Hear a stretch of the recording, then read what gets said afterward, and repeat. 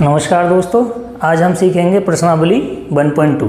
ठीक है, इसका सबसे पहला प्रश्न है, सिद्ध कीजिए कि √5 एक अपरिमेय संख्या है। देखिए इसको कैसे सॉल्व करते हैं।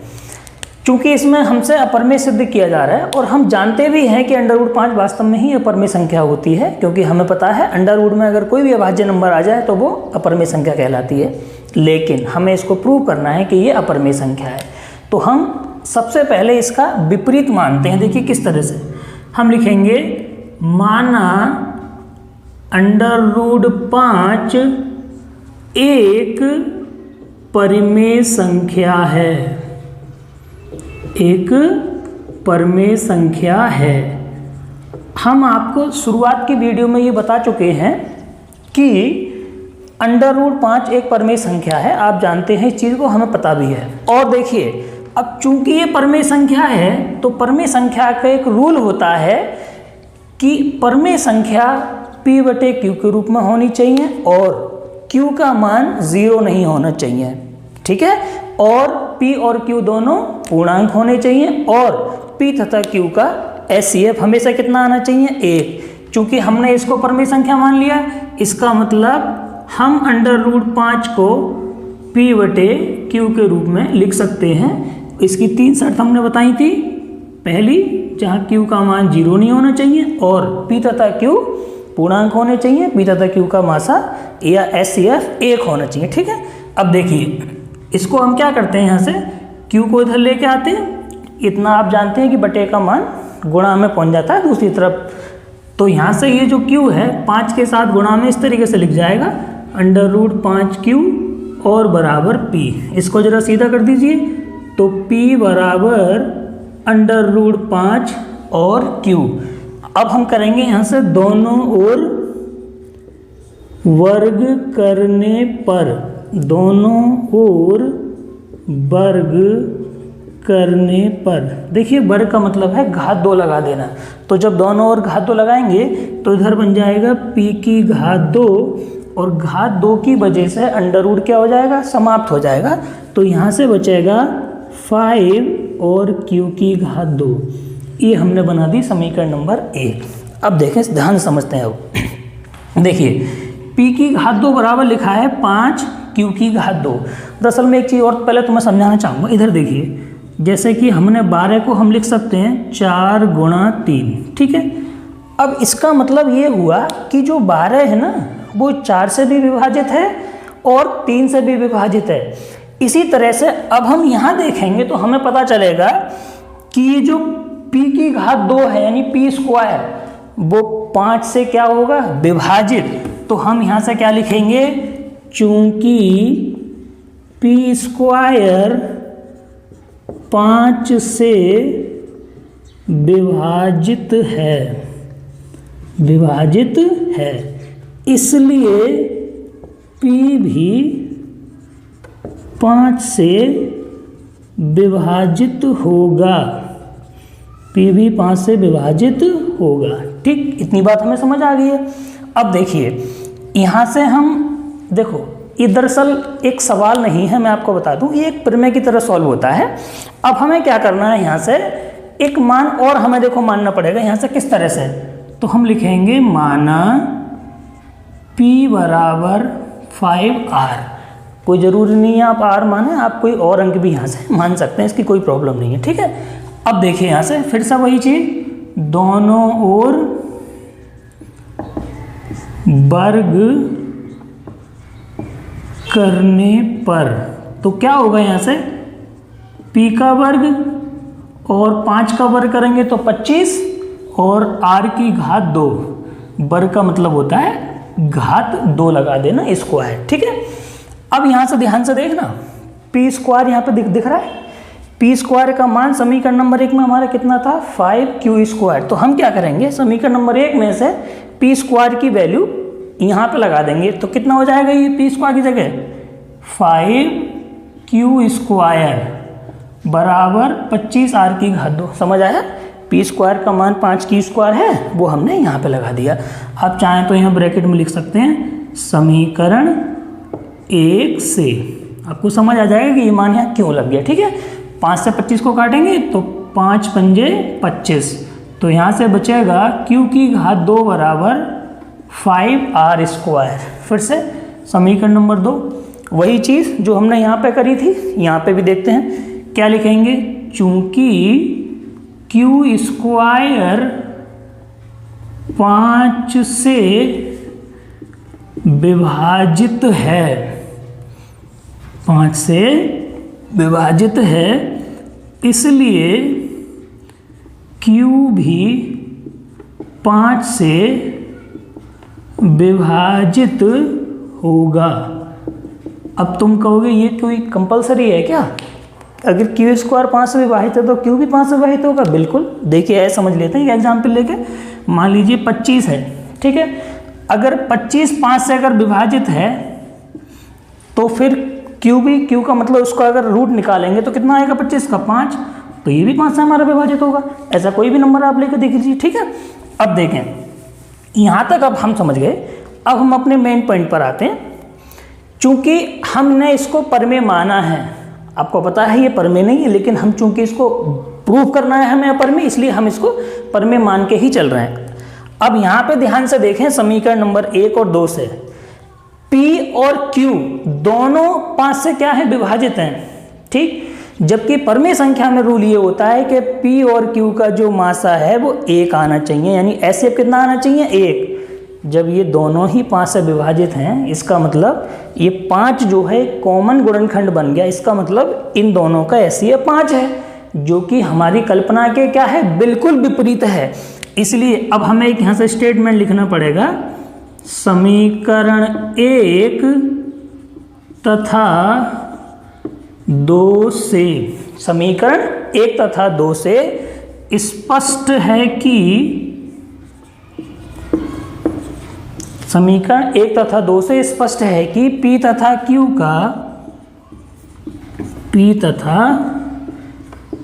का एक उभयनिष्ठ गुणनखंड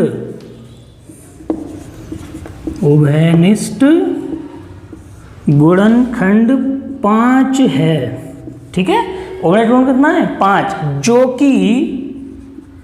जो कि हमारी अवधारणा के विपरीत है। अवधारणा मतलब जो हम मान के चल रहे हैं कि √5 एक परमेय संख्या है, इसके क्या है, बिल्कुल विपरीत है। क्योंकि अगर ये परमेय होता तो इसका कोई भी उभयनिष्ठ गुणनखंड नहीं बनता, ठीक है। अतः हम लिख सकते हैं, अतः √5 एक अपरमेय संख्या है। √5 एक अपरमेय संख्या है, ठीक है। आपको करना क्या है, इसके कुछ लिमिटेड स्टेप्स हैं जो आपको ध्यान रखने हैं। अब हम सीखते हैं इसका प्रश्न नंबर 2।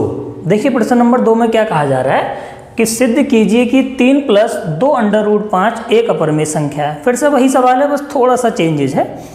मैं आपको बता दूं, इस सवाल को करने के कई तरीके होते हैं, लेकिन मैं आपको सरल वाला तरीका सिखाना चाह रहा हूँ, आसान और सिंपल भाषा में। देखिए, तो सबसे पहले हम वही चीज़ फिर से विपरीत मानेंगे कि माना 3 + 2 √5 एक परमेय संख्या है, इतना लिख लिया। चूंकि ये परमेय है तो हम लिख सकते हैं 3 + 2 √5 किसके रूप में होगी, बराबर P/Q। जैसा कि हमें पता है यहाँ पे 3 शर्त होती हैं, Q का मान 0 नहीं होना चाहिए, P तथा Q पूर्णांक होने चाहिए, और P तथा Q का जो मासा है वो कितना होना चाहिए, 1। अब ध्यान से देखना, 2 √5, ठीक है, बिल्कुल सेम, P/Q अपनी जगह है। ये जो 3 है प्लस का, उधर को जाए किसका हो जाएगा, माइनस, इतना सही है। अब √5 बराबर P/Q -3, बिल्कुल ठीक है, सही। आपको पता है जो गुणा की वैल्यू है वो कहाँ पहुँच जाएगी, हमारी बटे में।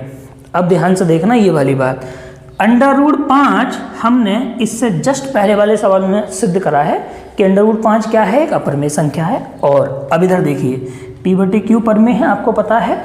परमेय में से यदि कोई परमेय संख्या घटे, देखिए पहले आपको बता दूं, P/Q भी परमेय है, 3 भी एक परमेय नंबर है, 2 भी एक परमेय नंबर है। अब परमेय संख्या में से अगर परमेय संख्या घटेगी तब भी परमेय रहेगी। और परमेय को अगर परमेय से भाग करा जाएगा तब भी परमेय ही रहेगा। इसका मतलब हमें ये समझ में आ गया कि जो √5 है वो अपरमेय है। हमने इससे पहले सवाल में भी हल सॉल्व किया है। और ये संख्या हमारी कैसी है? पूरी संख्या ये वाली। देखिए ये जो संख्या है ये हमारी अपरमेय है और ये जो पूरी संख्या हमें प्राप्त हुई है ये हमारी परमेय है अकॉर्डिंग टू रूल। इसका मतलब ये हुआ कि यहाँ हम अपरमेय संख्या को परमेय के बराबर दिखा रहे हैं, जो कि बिल्कुल गलत है। देखिए कैसे, तो हम एक भाषा यहाँ से लिखेंगे थोड़ी सी स्टेटमेंट, चूंकि अपरमेय संख्या कभी भी किसी भी परमेय संख्या के बराबर नहीं हो सकती है। इसका मतलब ये हुआ कि हम जो अपनी अवधारणा माने बैठे हैं वो गलत मान के बैठे हैं, अतः इसलिए हमारी अवधारणा क्या है? गलत है। अतः हम कह सकते हैं कि 3 + 2 √5 एक अपरमेय संख्या है।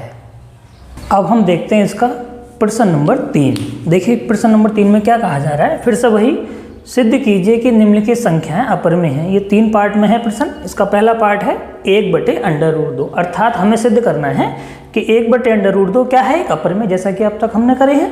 तो फिर से वही चीज, माना 1/√2 एक परमेय संख्या है। हम इसका विपरीत ही मान के चलते हैं हर बार। चूंकि हमने परमेय माना है इसलिए हम इसे क्या लिख सकते हैं? P/Q के बराबर।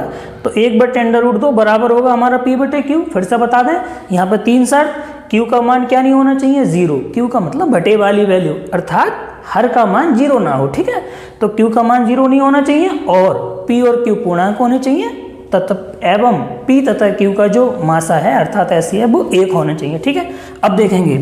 अब हम यहाँ से क्या कर रहे हैं? इसको सिंपल पलट दे रहे हैं। पलटने का मतलब है अंश को हम यहाँ हर बना दे रहे हैं और हर को अंश।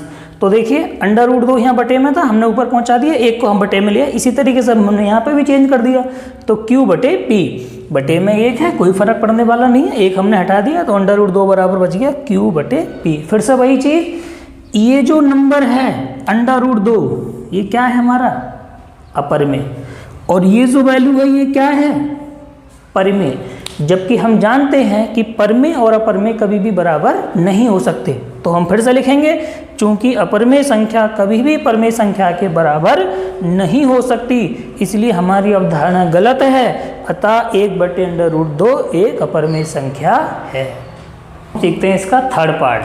थर्ड पार्ट में फिर से वही क्या कहा जा रहा है कि सिद्ध कीजिए 6 + √2 एक अपरमेय संख्या है। जैसा कि अब तक पहले सवालों में करते आए हैं वही काम इसमें करना है।